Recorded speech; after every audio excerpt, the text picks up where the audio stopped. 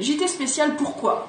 Parce que ce soir, nous avons Lionel de One Chronic Show. Voilà. Donc, sous vos applaudissements, s'il vous plaît. Voilà. Lionel, en plus, ça fait longtemps que tu n'étais pas venu sur Péry. Ouais, ça fait longtemps parce que je suis en restructuration de moi-même. Ok, on va en parler. Enfin. Alors, nous allons parler ce soir des multipotentiels. Qui sont-ils? D'où viennent-ils? Que font-ils? Comment peut-on les reconnaître? Comment peut-on les aider? Ce soir, Lionel est là pour répondre à toutes nos questions. Enfin, il y en aura 7. 7 questions parce que le sujet... Il est large. Il est extrêmement vaste. Le sujet, il est large. Hyper large. Ouais, et ce que je pourrais dire, c'est que le sujet en lui-même est une difficulté parce qu'il regroupe plusieurs sujets en même temps. Donc, faire en sorte de garder... d'être focalisé sur une seule chose lorsqu'on parle de multipotentiel, c'est compliqué. C'est juste pas possible. Est-ce que, Lionel, tu peux nous dire en résumé, si c'est possible, qu'est-ce qu'un multipotentiel, qu'est-ce qu'un surdoué, qu'est-ce qu'un zèbre, puisque c'est la même chose, hein, surdoué, zèbre, multipotentiel, haut potentiel. Qu'est-ce que ça veut dire? Tu me demandes de pitcher quelque chose d'impitchable. Ouais, c'est le challenge. Le problème de tous ces noms qu'on appelle zèbre, multipotentiel, haut potentiel, surdoué, c'est que il y a énormément de mythes là-dessus. Et le mythe, par exemple, c'est que ils ont tellement de talent que de toute façon, ils vont s'en sortir dans la vie. Le problème, c'est que soit ils ne sont pas conscients du talent qu'ils ont, soit ils ont l'impression qu'ils sont obligés de choisir quelque chose. Alors là, tu anticipes sur les questions que je vais poser. Forcément. Non, je plaisante, mais c'est très intéressant parce que du coup, on va... Ça fait partie aussi du multipotentiel du zèbre, du surdoué, au potentiel, c'est d'avoir toujours 3 coups d'avance, 3 pensées d'avance. Le problème, c'est que lui, il sait jamais si ces 3 pensées d'avance sont vraiment des pensées pertinentes ou des pensées à chier, quoi, en fait. C'est ça le problème. Alors, il y a quelqu'un qui dit autiste un peu. Alors, c'est une question, en fait, d'intelligence différente. C'est ça, en fait. C'est une façon de voir le monde différemment. Les autistes sont considérés comme des gens à haut potentiel, mais qui ne sont pas intégrés à l'intérieur d'une structure qu'on nous impose depuis très très longtemps via un conditionnement. Eux, ça ne les convient pas. Et leur réponse au fait que ça ne leur convient pas, c'est justement de s'isoler complètement. C'est pour ça qu'on voit beaucoup de surdoués chez les autistes. Et en fait, il y a deux catégories. Il y a les surdoués d'un côté, les autistes de l'autre, mais c'est exactement le même principe. Ils ont une façon de voir les choses différentes. Et on va s'occuper des autistes alors qu'on ne va pas s'occuper des surdoués. Parce que les surdoués, on va dire, eux, ils pourront toujours s'en servir. S'en sortir. Une manière de réfléchir autrement. Voilà, c'est ça en fait. Hein, c'est une intelligence, est-ce qu'on peut dire atypique? Oui, on peut dire atypique parce qu'elle n'est pas du tout, considérée par le système scolaire, par exemple. Le système scolaire, il est sur ce qu'on appelle le séquentiel, c'est-à-dire on apprend d'abord l'histoire, la géographie, les mathématiques, le français, alors qu'une intelligence globale, et c'est Béatrice Millettre qui en parle dans son livre Petit guide des gens intelligents qui ne se croient pas très doués. Ah oui, ça c'est très intéressant. On vous parlera après des bouquins, mais effectivement... J'ai pas pu amener les bouquins d'ailleurs, mais on va en parler. Et en fait, cette intelligence globale fait en sorte que on va avoir des liens entre les mathématiques, le français, par exemple, mathématiques et français, on voit qu'il y a eu la même rigueur en dictée, par exemple, que lorsque on résout une équation, par exemple, ou alors lorsqu'on fait du calcul, il y a une rigueur qui est la même en dictée. On va se rendre compte que cette rigueur, elle est aussi dans une approche scientifique, elle est aussi dans une approche historique. Et en fait, on pourrait imaginer que l'enseignement, par exemple, est dans sa globalité intéressant, et après, on va peut-être picorer des choses plus spécifiques. D'accord. Mais le problème, c'est qu'à l'école, on part du spécifique pour aller vers le global. Alors que nous, enfin, les personnes à haut potentiel, c'est l'inverse. Quels sont les critères ou quelles sont les caractéristiques, comment on peut reconnaître une personne surdouée à haut potentiel? Et donc on parle de multipotentiel. Voilà, multipotentiel. Je crois que la caractéristique numéro 1, à mon avis, c'est de ne pas pouvoir choisir. Ah oui, d'accord. Voilà, d'avoir du mal à choisir les choses. Ok. J'imagine que ça vous est arrivé, en tout cas moi ça m'est arrivé qu'on me dise oui, mais en fait vous voulez faire quoi? Parce que vous faites ça, vous faites ça, vous faites ça. Le problème c'est que nous on voit une espèce de cohérence Moi, tout ce que j'ai fait, la cohérence qu'il y avait, c'était qu'il y avait un public devant, ou alors un public pas loin. C'est-à-dire, moi, je chante, je fais de la radio, j'écris. Donc forcément, il y a toujours une notion de jugement déjà, et en plus un public derrière. Mais les gens ne voient pas cette cohérence parce qu'ils se disent non, il faut soit faire ça, soit chanter, soit écrire. Mais on ne peut pas choisir parce que dès l'instant où on a commencé à faire une activité, cette activité, on va arriver assez rapidement à avoir un niveau correct et on va commencer à se lasser. À s'ennuyer, quoi. Et comme on va se lasser, on va partir sur autre chose. Et on va se lasser à nouveau. Et on va faire plusieurs activités, mais on ne se lasse pas complètement à vie. On revient sur les activités et à ce moment-là, ça nous a renforcé d'aller voir ailleurs. Ça enrichit en fait l'univers. Ouais. C'est ça. Et donc petit à petit, on se rend compte que on aime faire ça, et le plus dur, c'est de trouver cette cohérence. On nous demande, mais il faut choisir. Dans le développement personnel, par exemple, on nous dit focuser sur une seule chose. Mais je ne peux pas focuser sur une seule chose parce qu'une chose en amène une autre, et cette autre chose va faire en sorte de nourrir celle que j'ai abandonnée. Donc quand je vais revenir sur cette chose, ça va être génial parce que ça va être encore mieux qu'avant. Absolument. C'est vraiment pas évident, la question que tu m'as posée là. Ah, mais c'est qu'il y a une trentaine de critères en fait. Il y a une trentaine de critères pour pouvoir détecter. Alors, parce qu'il y a une question tout à l'heure qui disait comment on peut détecter les enfants qui sont dans ce cas-là. Je ne sais pas si le système aujourd'hui, l'éducation nationale, est en mesure de pouvoir détecter ces multipotentiels tout jeunes, parce qu'il y a beaucoup d'adultes qui se découvrent beaucoup plus tard. C'est ça. En fait, à l'école, lorsque vous voyez un enfant qui est isolé, qui est sans trop de copains, qui pose des questions pertinentes, là, vous pouvez déjà vous poser la question.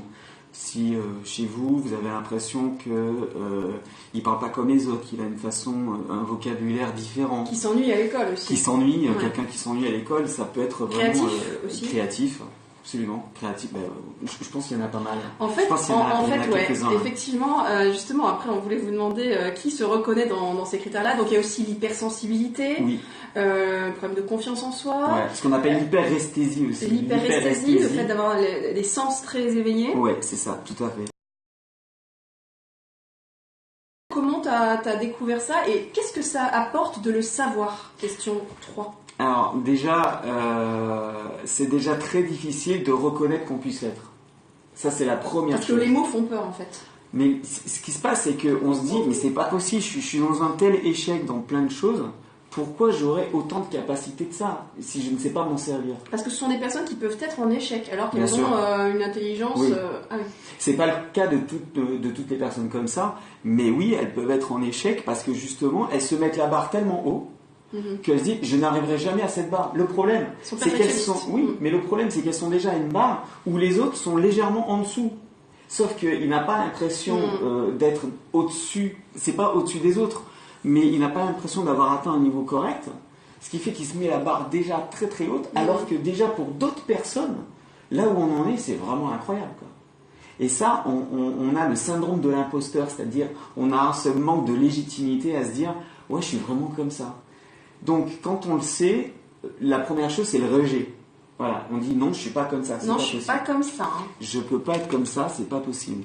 Et puis après, on commence à lire des bouquins, on commence à discuter avec des personnes, on va voir des conférences, on regarde des vidéos, on se dit mais ça c'est moi, ça me ressemble, ça me ressemble. On voit des gens aussi qui ça ressemble à des personnes qu'on connaît, avec qui on s'entend bien. Et à ce moment-là, on se dit mais peut-être qu'effectivement il y a quelque chose. Et de le savoir, déjà, ça libère d'une chose, c'est il y en a qui se reconnaissent. En fait, j'étais normal. En fait, c'était normal que je pose cette question à ce prof et qu'il n'ait pas la réponse. Parce que quand on pose des questions à quelqu'un et qui dit je ne sais pas, on a l'impression qu'on n'a pas posé la bonne question. On se dit comment cette personne qui a une légitimité de m'enseigner quelque chose n'a même pas un échantillon d'intelligence par rapport à la question que j'ai posée, quoi. C'est super dur ce que je viens de dire. Et aussi j'ai l'impression que ce sont des personnes qui ont tendance à raisonner donc par arborescence, c'est ça, oui, arborescence. Et qui du coup se prennent le chou, se prennent parfois un petit peu le chou. Un peu pour tout. Un peu pour tout. Quoi. Un petit peu pour tout. Ce sont des gens très curieux. On revient au multipotentiel, justement, parce que c'est le sujet. Ce sont des gens très curieux qui vont aimer la peinture, qui vont aimer la sculpture, qui vont aimer écrire, qui vont aimer faire des vidéos, qui vont aimer faire des podcasts, de l'audio, de la radio, chanter, écrire. Comme toi, un petit peu, faire par la exemple, mise en scène. Vas-y, dis-nous un peu ce que toi tu fais, parce que c'est intéressant. Mais Là, on a un exemple. Mais c'est tellement difficile, parce qu'en fait, je n'excelle dans rien.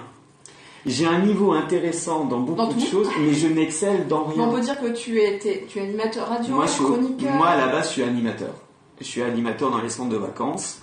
Donc, j'ai fait les jeux, j'ai fait des spectacles, j'ai écrit, je compose, j'ai fait de la radio ensuite dans la continuité de l'animation. J'ai fait musicien sur des plateaux télé. Et là, je suis hôte d'accueil. Maintenant, j'écris. Je fais des podcasts, je fais des vidéos, je monte moi-même mes vidéos, je fais aussi quelques bannières. Donc en fait, typiquement, j'ai fait mon site internet, j'ai créé mon blog. Le seul don qu'on peut avoir lorsqu'on est multipotentiel, c'est d'aimer apprendre.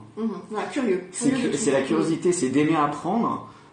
Ça n'engage que moi, tout ce que je raconte, parce que si ça se trouve, c'est de la merde ce que je raconte. Mais ce qui est sûr, c'est qu'on est curieux d'apprendre, on est curieux de connaître des nouvelles choses, et tant qu'on n'a pas compris, on y va. On essaie de tout comprendre. C'est-à-dire que moi, par exemple, je me suis pris de passion pour les interactions sociales, et à ce moment-là, j'ai commencé à regarder, je sais pas, 30, 40 vidéos. Ça fait pareil pour l'hypnose, 30, 40 vidéos. À chaque fois, tu te passionnes et tu es à fond. Et j'ai vu vraiment à fond, quoi. J'ai pas besoin qu'on me dise, tiens, regarde cette vidéo. Non, je suis déjà allé voir 40 vidéos, quoi. Sur l'hypnose, j'ai vu 40 vidéos, j'ai vu 3 Prochain JT sur l'hypnose, si vous le voulez bien. On va pas y arriver ce soir, moi je vous dis. J'ai lu 3 bouquins, j'ai regardé, je suis allé à des Donc de l'intérêt pour tout, ce que dit Palestina 00, et tout à l'heure aussi quelqu'un qui disait bon en tout et mauvais en rien. Alors mauvais en rien, faut pas aller jusque là. Bon en tout non plus. En tout cas intéressé par énormément de choses qui nous nourrissent. Ça c'est vrai. On se dit de l'extérieur, waouh, les gens qui ont autant de talent, multipotentiel. Non, c'est pas de la merde, c'est intéressant. Merci.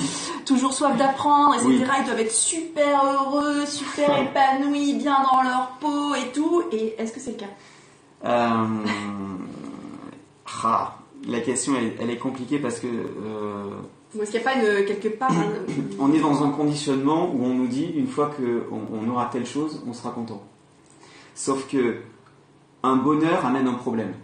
C'est-à-dire qu'à chaque fois qu'on a résolu un problème, il y en a un autre qui arrive.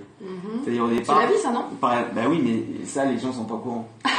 Il y a beaucoup de gens qui se disent, quand j'aurai cette voiture, je serai heureux. Quand j'aurai cette personne, je serai heureux. Quand j'aurai cette situation professionnelle, je serai heureux. Quand je serai marié, je serai heureux. Non, parce que non.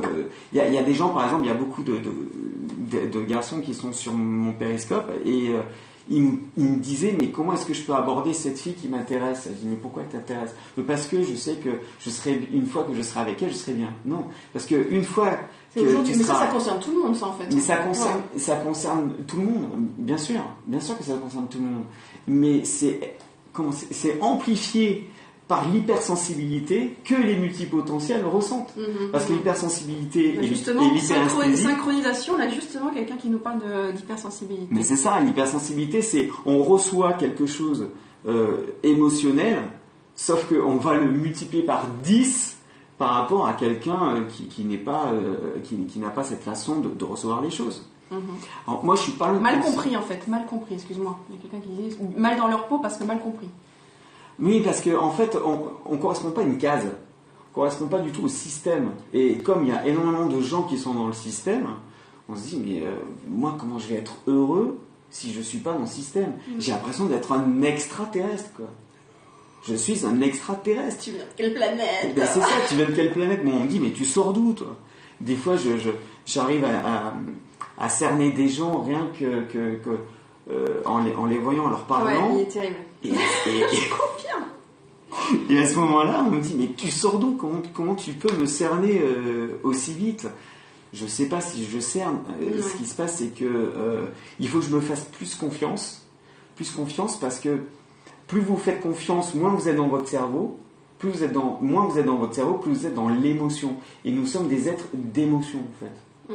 Et c'est pour ça que le côté émotionnel fonctionne beaucoup plus que le côté logique. La question 5, c'était sur le fait d'avoir trop de choix. Alors tu l'as abordé tout à l'heure, est-ce que tu veux revenir sur cette question-là, du fait finalement d'avoir du mal à choisir, parce qu'on est dans une société où il faut choisir, tu vas être pompier, tu vas être peintre, tu vas être... peut-être revenir un peu là-dessus, même si on l'a déjà abordé. Ouais, là il vient de dire, moins tu mets de choses dans ta vie, moins tu as de problèmes, c'est ça. C'est Marie Kondo qui dit, plutôt que d'accumuler des biens, accumuler des expériences. Parce que les expériences, elles sont dans la tête, et elles ne prennent pas autant de place que les choses. Donc quand on veut déménager, quand on n'a pas beaucoup de choses, et on se dit bon mais je déménage et j'y vais tout simplement quoi. Sur la question du choix, le problème du choix, c'est que même quand on ne fait pas de choix, c'est un choix. Le non-choix. Le non-choix est un choix. Parce que tout ce que vous faites a une conséquence. Donc que vous fassiez le bon choix, ce que vous appelez le bon choix ou le mauvais choix, de toute façon, c'est ça. C'est Cindy qui revient parfois. C'est ça. Dès l'instant où on choisit quelque chose, il y a une conséquence. Donc on se dit, ouais mais j'ai pas envie de mal choisir, donc je ne vais pas choisir du tout. Et quand on choisit pas, il y a aussi des conséquences. Le non-choix a des conséquences. Et je crois que le non-choix c'est encore pire. Parce qu'on s'empêche de vivre des choses, on s'empêche de faire des choses et on s'empêche tout simplement d'exister. Et quand on fait comme ça, on peut forcément tomber dans la déprime à un moment donné parce qu'on a l'impression que non seulement on n'a pas choisi sa vie, mais en plus on a accepté la vie que les autres nous ont imposée. Je ne sais pas si c'est clair. Ouais, alors dites-nous si vous comprenez. Non, pardon. Si vous arrivez à suivre cette question, la solution quand on est millionnaire, la solution c'est de créer son système et de fédérer autour. Oui, c'est ça, c'est de créer son système. Après, le problème du système, c'est quel système? C'est toujours le problème de est-ce que c'est le bon... Par exemple, on se dit, ah ça y est, j'ai trouvé mon truc, j'ai trouvé le système. Et à un moment donné, on va se dire, mais non, c'est pas ça, parce qu'il y a une autre... quelque chose d'autre qui va rentrer dans le système, on va se dire, non, finalement, c'est autre chose. Donc en fait, ça prend du temps. Il faut savoir que ça prend du temps de trouver cette cohérence. Donc en attendant, ce qui est important, c'est de ne pas trop se mettre la pression et d'aller droit au but par rapport à ce qu'on s'est fixé. Par exemple, moi j'ai plusieurs projets, moi j'ai plusieurs sites internet, j'ai un site internet sur les maths, j'ai un site internet sur la confiance en soi, l'estime de soi, mais surtout aussi sur les artistes. J'ai un site internet maintenant sur les zèbres, les hauts potentiels, les surdoués qui s'ignorent. Parce que c'est à eux que je parle, puisque c'est à moi que je parle en même temps. Peut-être à vous, hein, et qui nous regardez c'est ce soir. Moi j'en suis persuadé qu'il y en a beaucoup, beaucoup. Et en fait, par exemple, je me dis, tiens, je vais faire un livre. Idriss Aberkan, tu penses quoi de son livre? Je n'ai pas lu son livre, j'ai vu son interview. Et j'aime beaucoup sa façon de voir les choses. Il parle de neurosciences en fait. Et il dit que les neurosciences en ce moment on le vend en poupe parce que d'un côté ça peut être pour le meilleur de l'humanité et de l'autre ça peut être pour encore plus de contrôle. De savoir les deux, ça permet justement d'être au courant et de se dire bon ben c'est soit l'un soit l'autre. Moi je vais dans quoi? Moi je vais dans l'excellence par rapport aux neurosciences. Je vais pas dans le contrôle. Et le fait de le savoir, je veux penser, je veux croire que ça nous empêche éventuellement de tomber dans le contrôle. C'est-à-dire de ne pas se faire manipuler, justement. Idriss Aberkan, j'ai pas lu son bouquin, mais je sais qu'il croit beaucoup au potentiel des gens. Il a simplement mis dans un livre et dans ses conférences toutes les recherches en neurosciences dans un seul même système. Quelque part, c'est le système de la réussite par soi-même en fait. Il a créé aussi son système. Oui. Le non-choix permet d'éviter l'interaction. Hein. C'est l'évitement, le non-choix. Hein. Oui, voilà, c'est ça. C'est l'évitement. Tout à l'heure, une question qui nous demandait, peut-être rapidement, comment détecter l'hypersensibilité. D'accord. Alors déjà, moi j'ai pas toutes les réponses. Et en plus... bah attends, je t'invite, attends. Non, mais ça c'est toujours le côté illégitime. Toujours le côté, on n'est pas sûr d'avoir toutes les réponses, donc il y a toujours ce syndrome de l'imposteur. Vous avez le syndrome de l'imposteur, vous risquez d'être certainement un multipotentiel, un hypersensible, un zèbre, tout ce que vous voulez. Mais l'hypersensibilité, si jamais vous pouvez prédire les crises que vous pouvez avoir avec des gens, alors que même l'autre personne n'est même pas au courant qu'elle va se mettre en colère, c'est que vous êtes déjà dans une hypersensibilité. Si vous pouvez prévoir des choses, c'est parce que vous êtes dans l'hypersensibilité. Si vous passez d'un état émotionnel désagréable à un état émotionnel agréable en très peu de temps, c'est que vous êtes déjà dans l'hypersensibilité. L'hypersensibilité, c'est simplement recevoir les émotions, quelles qu'elles soient, ou alors des sensations, quelles qu'elles soient, puissance 10, on va le dire. C'est-à-dire une remarque, Ouais. quelque chose, Ouais. un compliment, C'est ça. ou une blessure, C'est ça. ça peut prendre... Des proportions immenses. On va Ouais. appuyer sur le bouton émotionnel de la personne qui va se mettre dans des états incroyables, juste parce que le mot n'a pas été bien choisi. Alors, il paraît Par aussi exemple. que ça peut arriver quand tu mets tes oignons dans ton sandwich grec, mais bon, ça, c'est... Merci de nous apporter un peu de Quand on est légèreté allergique, dans ce sujet Quand on est, important. Ah, c'est pas très lourd quand même. Mais On non, est mais... quand même dans le... Non, mais c'est de la joke, là. C'est vrai. Attends, on voit même pas que je fais des blagues. Mais si, alors justement, les blagues, quand on les comprend 10 ans plus tard, c'est parce qu'on était aussi dans, comment dire, on était en avant-garde. Voilà. Ah, voilà. Voilà. Quand on comprend pas tes blagues, c'est parce que tu es dans l'avant-garde. Ah, voilà. On va les Je suis comprendre en 10 ans- avance. 10 ans plus tard. Ah, Non, mais c'est c'est vrai. ça. Non, mais c'est vrai. Toutes les personnes qui sont comme ça, Genrez aussi, visiblement. ont eu énormément de personnes contre elles qui disaient non mais ce que tu racontes c'est de la merde, c'est n'importe quoi. Oui, c'est ça. Puis après, quelques temps après, Et tu te quelques rends compte années que après, ouais, ça peut être mais non, mais effectivement. attends, par exemple, je suis pas forcément pro Apple et pro Steve Jobs, mais quand il disait voilà un jour vous aurez une espèce de petit ordinateur dans la poche quoi. Non mais tu rêves, n'importe quoi, c'est pas possible, ça n'existait pas. Il faut savoir que les métiers que vous allez faire dans les années à venir n'existent pas encore. Coucou Alex. Par exemple, les métiers que vous faites maintenant vont peut-être disparaître. Dès l'instant que c'est comme ça, vous pouvez vous dire mais alors moi qu'est-ce que je vais faire? Mais comme vous êtes multipotentiel, vous pouvez vous adapter. Et Adaptabilité, ça voilà. fait partie. C'est une grande... C'est Émilie Wapnick qui en parle justement dans sa conférence sur les multipotentiels. Elle dit justement que la capacité d'adaptation, c'est super important dans les années à venir. D'accord. Parce que le monde est en train de bouger. Il y a plein de gens qui n'ont pas l'impression que le monde est en train de bouger. Et rien que ça change la donne. Et on va le bouger ensemble parce que j'ai l'impression qu'ici, on a un vivier de personnes Ah, moi, j'en suis sûr, qui ont des talents, qui ont des idées, qui sont créatifs, qui ont de l'humour. 6e question, en fait, comment faire? Parce que, bon, tu parles des personnes qui ont un temps d'avance, Ouais.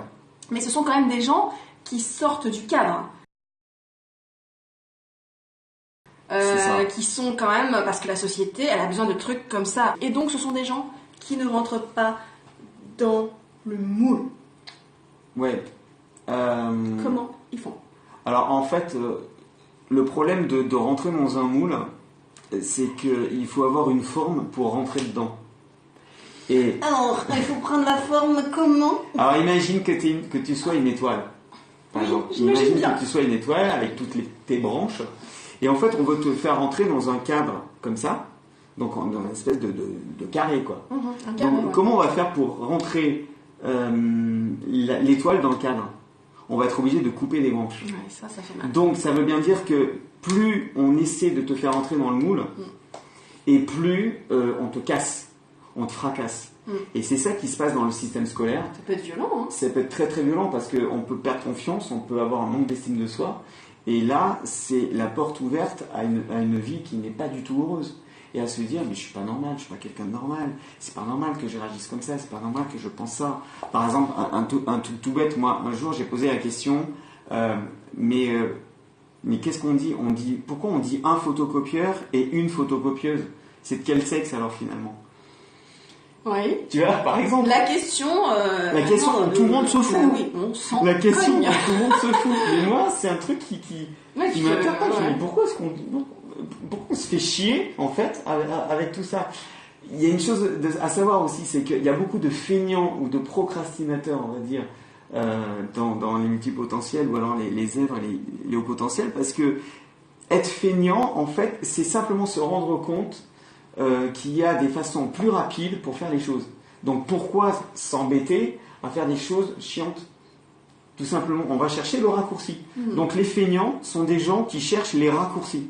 Donc ce ne sont pas des gens qui n'aiment pas travailler, ce sont des gens qui aiment utiliser l'énergie à bon escient. Alors ça peut être, tout à l'heure, c'est Renaud qui nous disait tout à l'heure qu'il n'était pas très bon à l'école, et aujourd'hui il a une grande capacité d'adaptation, etc. Donc ça veut vraiment rien dire, le fait d'être bon ou pas bon à l'école. Tout dépend des professeurs que tu as eus, tout dépend comment ça s'est passé après. Ce qui se passe, c'est que l'école cherche à faire juste des bons soldats, et quand on n'est pas dans le rang, on n'est pas des bons soldats, tout simplement. Mais ça ne veut pas dire qu'on va avoir une vie catastrophique. On peut s'en sortir, heureusement. Et comment, du coup, parce que Willy disait, moi j'ai créé mon propre moule, c'est la liberté. C'est Fred ou c'est Willy, je sais plus. Rayon Delta, merci d'être là. XOR, super, merci d'être là, merci de partager.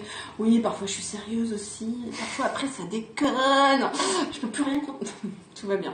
Oui, donc du coup, le fait je disais quoi, donc d'être à l'école, de s'ennuyer, et enfin de pas être bon à l'école, et ensuite de pouvoir s'en sortir entre guillemets. Quand j'ai créé moi mon blog de maths qui s'appelle Plus belle les maths. Plus belle les maths. Ouais, Plus belle les maths, c'est mon site internet et mon blog. Ce qui se passe, c'est que j'ai voulu tout reprendre à zéro. Je me suis dit à un moment donné, c'était en discutant avec une très bonne amie à moi qui regardait les chiffres et les lettres, et puis elle me montrait un petit peu qu'il y avait des astuces un peu pour trouver le compte est bon. Je dis mais comment tu fais? Mais parce qu'il y a des astuces. Et puis en parlant avec elle, je dis mais attends, il y a des astuces pour tout Et puis à un moment donné, elle me dit bah oui, il y a des astuces pour tout. Et puis un jour, elle me montre un des devoirs de sa cousine, je crois. Elle avait 15 ans, 16 ans. Et puis, je vois, en fait, elle fait des formes géométriques avec un cercle, avec plein de traits, en fait. Voilà, vraiment un dessin comme ça. Et puis, moi, je vois un triangle au milieu. Et je dis, mais attends, mais en fait, il faut trouver dans un exercice géométrique comme ça, pour trouver la circonférence, enfin, je sais plus quoi, ou les distances, il faut juste trouver le triangle et se servir des propriétés du triangle. C'est un petit peu compliqué ce que je raconte, mais en fait, il y a des astuces, il y a des techniques, et dès qu'il y a des techniques, ça veut dire qu'on peut les apprendre. Et à ce moment-là, j'ai tout repris à zéro. J'ai lu des bouquins, j'ai rencontré des personnes, j'ai assisté à des conférences, j'ai regardé beaucoup de vidéos, et à ce moment-là, j'ai commencé à faire mon système pour comprendre les mathématiques. T'as créé ton propre Pourquoi système. j'ai fait ça? Parce que ça m'avait fait perdre confiance. Parce que quand on n'est pas bon en maths, on est bon en rien. On est nul en rien. C'est vrai que les maths, c'est le critère en France qui fait la sélection mais sur les maths. Hein. Parce que le monde est régi par la finance. Donc il faut forcément des gens qui savent compter. Eh oui, c'est ça. Tout simplement. C'est ça, tout simplement. Et ça, c'est dans le film d'Olivier Doyon qui s'appelle Comment j'ai détesté les maths. Ah. Ils en parlent très très bien de ça. Et dès l'instant où j'ai commencé à créer mon système, j'ai repris confiance en moi. Je me suis dit, ok, donc en fait les maths m'ont fait perdre confiance. Mon blog fonctionne bien, il y a pas mal de gens qui viennent et qui achètent mes produits. Ça veut dire que je ne suis pas si mauvais que ça. Et à ce moment-là, j'ai repris confiance. Et ça m'a ouvert la porte sur autre chose. Donc quand on me dit, en fait, tu fais quoi, c'est quoi ton métier, c'est que tu apprends les maths. Merci pour les partages. Merci. Un petit parenthèse. Je dis non, c'est pas que j'apprends les maths. Parce que pour moi, c'est une parenthèse qui est finie. C'est-à-dire que je suis passé par ce blog pour aller vers autre chose. C'est un petit peu ma preuve sociale. Le fait qu'effectivement, il n'y a pas de déterminisme. Si on a été mauvais avant, on peut être bon ensuite. Attention, je suis pas excellent. Mais j'ai atteint un niveau que j'aurais voulu avoir à l'époque. Donc j'ai cassé le schéma, je suis nul en maths, donc je suis nul en tout. Oui. Tout le monde peut se prendre. Le problème, c'est que tout le monde peut se prendre pour un surdoué incompris comme diagnostic. Après, il y a des tests officiels, il y a quand même des moyens de vérifier, entre guillemets. Si vous vous prenez pour un surdoué vous-même, il y a des chances que vous ne le soyez pas forcément. En revanche, si on dit de vous, je pense que tu es peut-être surdoué, parce que moi ça s'est passé comme ça. Ça vient de l'extérieur. C'est venu de l'extérieur. Je me suis jamais dit, moi je suis. Et j'en doute encore. J'en doute encore. C'est peut-être ça aussi qui fait entre guillemets la preuve. C'est un des critères. Donc en fait, si je comprends bien, quand tu sors du cadre, donc que tu es un petit peu hors système, une des solutions c'est de créer ton système. C'est de créer le système en fait. Comme certains nous disaient tout à l'heure. C'est de sortir du cadre. Comment le diagnostiquer? Alors il y a des tests. Ouais, il y a des tests à faire avec des psychologues, c'est très très cher. Je conseille pas. Si vous avez une bonne mutuelle. C'est même pas remboursé par la mutuelle. Mais je pense que ça doit dépendre. Franchement, c'est privé, ce sont des organismes privés qui font ça. Qu'est-ce qui se passe? tout le monde peut être Asperger. Alors là, c'est Douglas Lave, merci d'être là. Asperger, c'est une forme un peu, on va dire, dérivée de haut potentiel qui se sont un peu enfermés, c'est ça? Oui, c'est ça. En fait, à un problème, on a toujours une réponse. Soit c'est la fuite, soit c'est la lutte, soit c'est l'évitement. Il n'y a que trois façons de réagir. Il y a les gens qui vont fuir, donc qui vont ignorer leur douance. Il y en a qui vont s'enfermer. On est vraiment dans la fuite. Il y en a qui vont lutter contre. Comme ils vont lutter contre, ils vont essayer de rentrer dans le système. En rentrant dans le système, parce qu'ils ont des capacités, parce qu'ils acceptent, ils vont y arriver. Et au bout d'un moment, ils vont péter un câble parce qu'ils vont se rendre compte que, en fait, ils sont devenus financiers pour faire plaisir à papa et maman. Et là, c'est terrible. Là, c'est terrible parce qu'on se rend compte qu'en fait, c'est pas notre vie, quoi. On voulait faire autre chose, mais on a accepté les règles.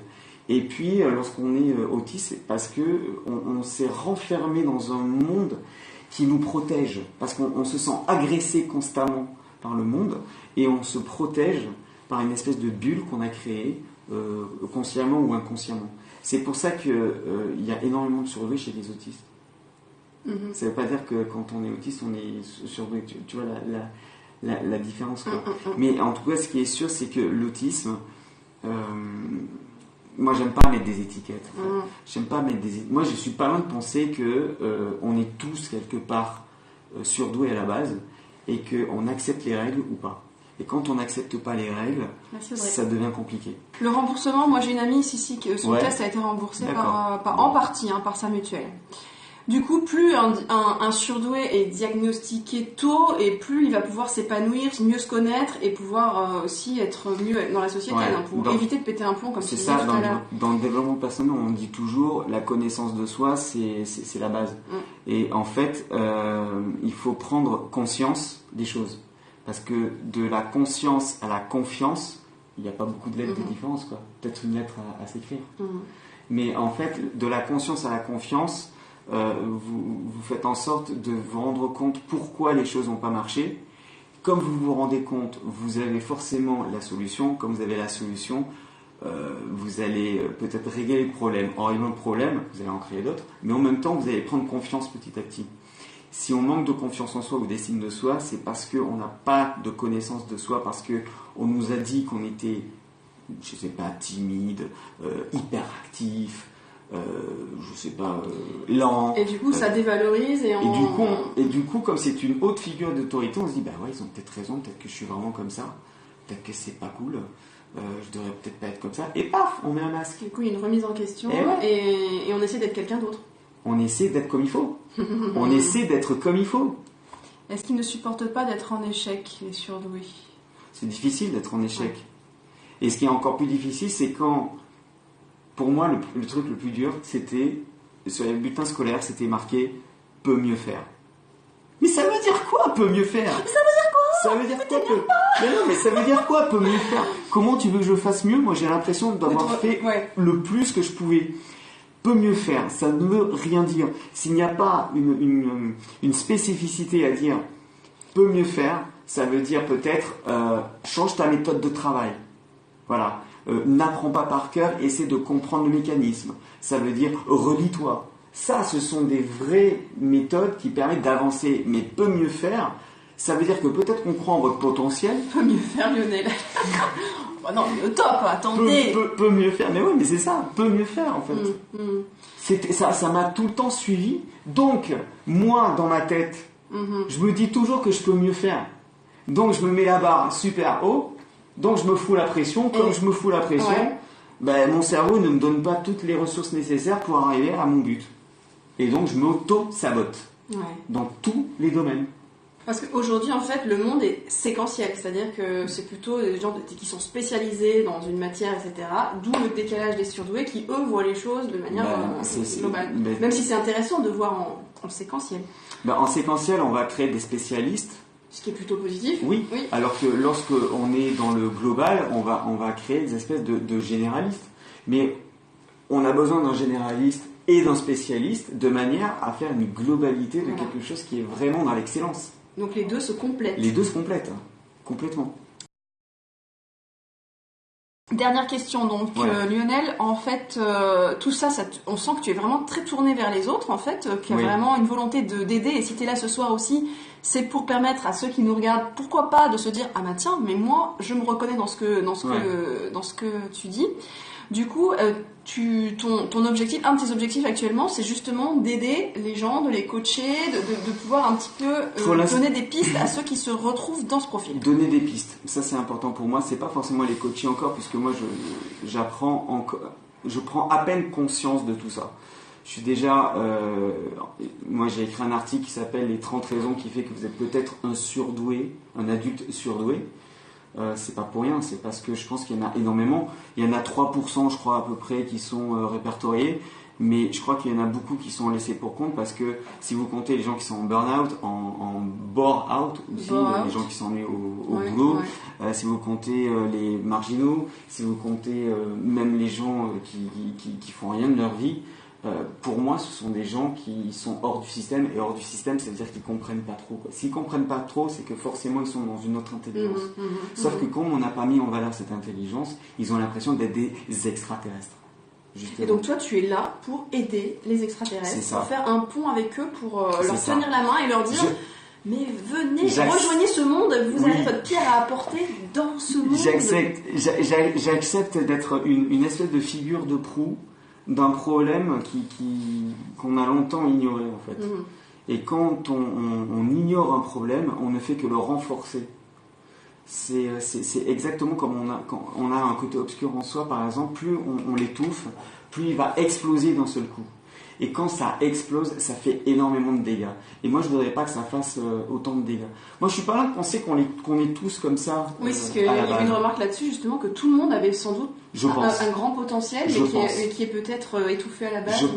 Je ne suis pas là de penser ça. J'ai pas fait d'études neuroscientifiques pour exprimer vraiment ça avec des arguments scientifiques. Mais en tout cas, ce qui est sûr, c'est que j'ai vraiment l'impression qu'on peut tous être comme ça, sauf que il suffit juste d'accepter comme on est, et à ce moment-là, c'est beaucoup plus simple. Alors, il y a cette question de l'acceptation, donc des personnes qui se reconnaissent là-dedans, le fait de pouvoir ensuite l'assumer, le vivre, etc. Et ensuite, il y a aussi quand même la société, le regard de la société sur ces personnes-là, pour qu'elles puissent être valorisées parce qu'elles ont vraiment quelque chose à apporter. Oui, mais toutes les personnes qui ont changé la société, le monde, étaient des gens qu'on regardait très très mal au départ. On va vous dire, mais c'est ridicule ce que tu fais, pourquoi tu fais ça, c'est n'importe quoi, ou alors on va dire, tu n'y arriveras jamais, laisse tomber. Et puis quand vous y arrivez, les gens reviennent vers vous et disent, comment t'as fait ? Comment t'as fait ? Mais comment j'ai fait ? Quand tu étais en train de me critiquer, j'étais en train d'avancer, moi. Mais c'est très dur.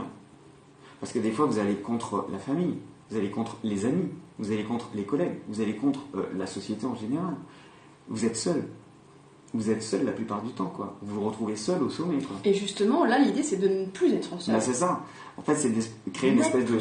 C'est ça, c'est créer une espèce de... J'aime pas le mot communauté, mais en tout cas, ce qui est important, c'est que vous vous rendiez compte qu'il y a des gens qui sont comme vous.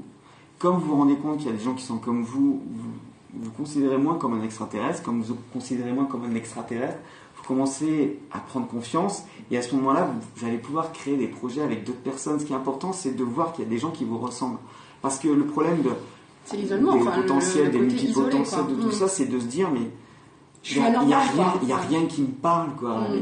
Je trouve les gens inintéressants. Je vais en soirée, au bout d'un quart d'heure, je me fais chier parce que les gens, ils n'ont rien à dire et ils disent très fort. Vous partez de la soirée, vous avez l'impression que les gens, ils sont intéressés par des futilités. Vous êtes plus intéressés, je sais pas, par des domaines scientifiques. Mais c'est pas non plus genre, je me crois mieux que les autres. Genre c'est pas du tout ça. Mais non, c'est bien au contraire. C'est pas mieux que les autres. C'est dire, j'ai une façon différente de faire les choses, de voir le monde, mais je sais qu'il y a d'autres personnes qui me ressemblent.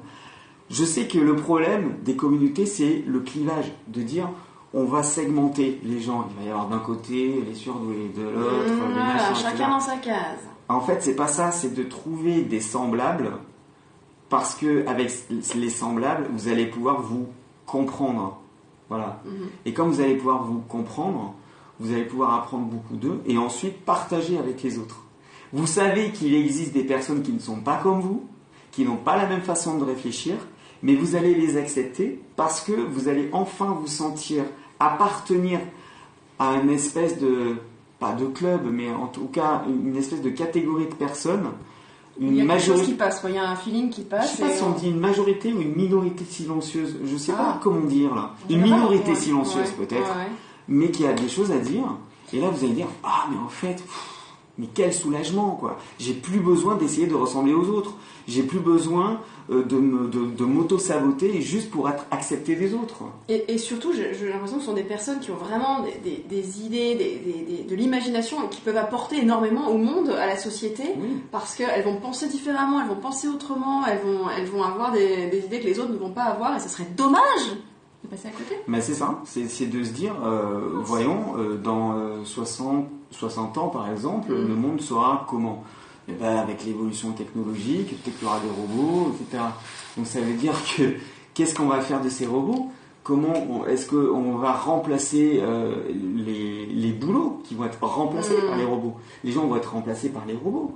C'est terrible, mais c'est vrai que dans certaines mesures, ça va faire ça. Donc on va devoir créer autre chose. Et c'est à ce moment-là que là, on a une carte à jouer, à se dire qu'est-ce que je peux apporter à la société ou aux gens pour que ça soit mieux. C'est une espèce de question prétentieuse, mais en même temps, rien que de poser la question, c'est intéressant. Ça ne veut pas dire qu'on a la réponse, mais rien que de poser la question, c'est intéressant. Et comme on sait qu'il y a des gens qui sont semblables à nous, on se sent moins seul, mais vraiment quoi. Par exemple, il n'y a pas plus nul en séduction qu'un surdoué quoi. Il n'y a pas plus nul en interaction sociale, en dynamique sociale. La séduction pour les surdoués. Il n'y a pas plus nul en dynamique sociale que quelqu'un qui est surdoué, parce que lui, il est dans l'émotionnel à la base, ensuite il est dans la logique. Et il va parler de logique à des gens qui veulent être dans l'émotionnel. Donc il va plus rien comprendre. Il va dire, mais attends, on m'a dit qu'il fallait que je sois gentil, on m'a dit qu'il fallait que je dise amen à tout, on m'a dit qu'il fallait que je sois... non, il faut que tu bouscules un petit peu les choses, parce que les gens veulent de l'émotion. C'est l'émotion qui crée les interactions entre les hommes, les femmes, etc. quoi. C'est pas l'autre. C'est ça. Non, mais c'est pas forcément parce que on est intelligent, voilà. Quand on dit ouais c'est quelqu'un de vraiment intéressant parce que c'est quelqu'un d'intelligent, ouais ok il est cultivé, d'accord, ok, mais émotionnellement il est comment ? Il est chiant. Ah ok, d'accord. Ok, il est chiant.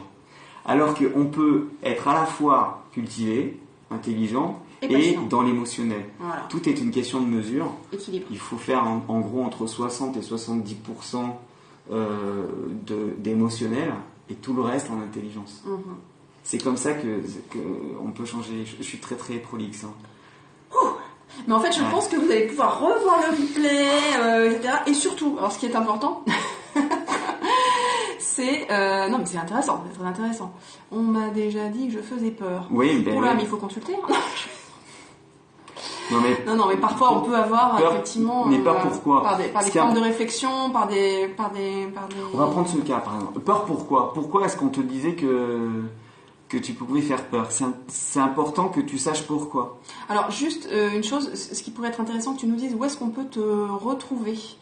Sur les réseaux sociaux, sur Facebook, sur ton site, etc. Enfin, donne-nous toutes les infos, parce qu'on va pas tarder à se séparer. Je sais, c'est horrible. Ça va être compliqué pour mettre ça en description sur Facebook. C'est horrible.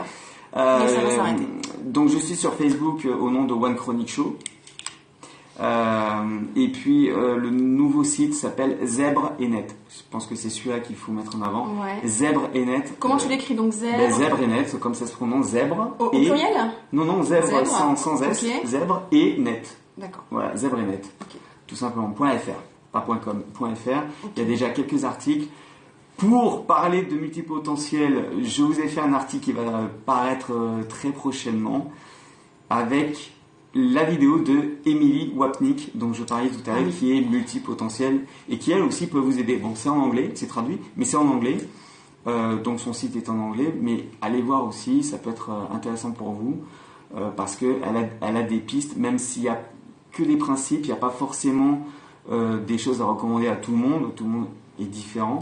Mais en tout cas, ce qui est sûr, c'est que ce que je vais mettre en avant, c'est ça, c'est Zèbre et Net. Écoutez, je crois qu'on va mettre un terme à ce périscope passionnant. Je pense que beaucoup... Ils ont des questions il y en a eu pas mal. C'est vrai. Franchement, je pense que tu t'es pas rendu compte. Non, j'ai pas... Que tu n'as fait que répondre aux questions. Moi, genre, j'étais là, j'avais 7 questions, tu vois. J'ai même pas réussi à les poser, quoi. D'accord. Putain. Non, je déconne. D'accord. Non, j'ai réussi à les poser. Oui, effectivement, je suis quand même pas dictateur. Si vous avez des questions, c'est le moment, parce qu'il reste 5 minutes. Qui, parmi les multiples... Est-ce que tu peux nous donner des exemples de gens qui ont percé, entre guillemets, parmi les multipotentiels? Moi, je parlerai de Marshall Rosenberg, qui a fait la communication non violente, qui était aussi musicien, qui écrivait des chansons, et qui, dans ses conférences, faisait un mix de chansons, justement, pour aborder les thèmes, et ensuite, qui était conférencier aussi, donc c'est un autre potentiel d'être conférencier, qui écrivait, c'est un autre potentiel, qui écrivait aussi, sur la communication non violente. Il disait que lui c'était quelqu'un de très très violent lorsqu'il était à Détroit. Il raconte d'ailleurs cette anecdote assez incroyable quand il était au volant de sa voiture et qu'il y avait quelqu'un qui lui coupait la route. Il allait le voir juste à côté, il ouvrait la vitre comme ça et puis il disait « Connard !» Et puis il se rendait compte que ça marchait pas en fait. Donc comme il se rendait compte que ça marchait pas, il s'est dit non, il doit y avoir une autre façon de faire. Et c'est à ce moment-là qu'il a commencé à s'intéresser à la psychologie et à créer la communication non violente justement. Donc ça c'est un multipotentiel par exemple. Mais des multipotentiels, je pense qu'on peut en trouver un bon paquet. On va dire que Steve Jobs en est un, on va dire que Léonard de Vinci en était un, on va dire que Newton en était un, Einstein, on va dire que toutes les personnes comme ça. Moi j'aime bien Oscar Wilde aussi, Oscar Wilde c'en était un multipotentiel. Des gens aussi incompris aussi, très très incompris parce que ça fait un point commun quand même. Très incompris parce que dès l'instant où on a une vision du monde un petit peu à l'opposé de ce qu'on veut nous mettre dans la tête, on va devenir quelqu'un de bizarre parce qu'on dit pourquoi tu dis ça, mais personne dit ça. Mais oui, c'est justement parce que personne dit ça que c'est intéressant. Un multipotentiel ultra important, et je pense que là vous allez être d'accord avec moi, c'est Alexandre Astier. Oh là là, non mais attends, t'imagines Alexandre Astier dans Alexandre Astier. Oh putain, trop bon. Alors le problème c'est que Alexandre Astier, lui il fait partie d'une famille de multipotentiels. Donc forcément il a pu augmenter petit à petit et exploser surtout. Mais si vous êtes un multipotentiel, vous ignorez que vous êtes un multipotentiel et en plus vous n'avez pas une famille qui vous encourage là-dedans, ça va être compliqué. Ça va être compliqué, sauf si vous faites appel à One Chronic Show sur son site Zèbre et Net. Acceptez qui vous êtes, acceptez comment vous êtes, acceptez d'être différent, acceptez de ne pas avoir la même vision du monde, acceptez peut-être d'être rejeté des gens. De toute façon, vous serez apprécié pour qui vous êtes et non pas pour qui vous représentez. Waouh. Mais écoutez, je pense que ça va être le mot de la fin. Il me semble quand même que la phrase de Emily Watnick est quand même top. Cette dernière phrase, cher zèbre, cher multipotentiel, le monde a besoin de vous. C'est ça. Voilà, je crois que... Ne vous auto-sabotez pas, parce que c'est important de se rendre compte de qui on est et de ce qu'on peut apporter. Voilà. Vous avez beaucoup apporté au monde et je suis sûre que parmi vous, il y a beaucoup de multipotentiels. De toute façon, je pense que Lionel, on va te retrouver prochainement. Je le sens, je sais pas pourquoi. Je sens qu'on va le retrouver sur Péri ou ailleurs, sur scène. Pourquoi pas, pour un spectacle. Merci à tous d'avoir suivi ce JT. Je ne peux pas remercier tout le monde. Cultivez votre potentiel, répandez de l'amour autour de vous. Bonne soirée à tous. Attention, on prend la pause parce que là, ça va être la photo de fin, la photo de famille. Donc on fait tu regardes où tu regardes. Là, je sais pas, elle est où la caméra? Ça doit être là. Ouais, c'est là. En fait, on n'a pas arrêté de regarder là. C'est ça, je sais pas. C'est pas grave. En tout cas, développez vos talents, les amis. Le monde en a besoin.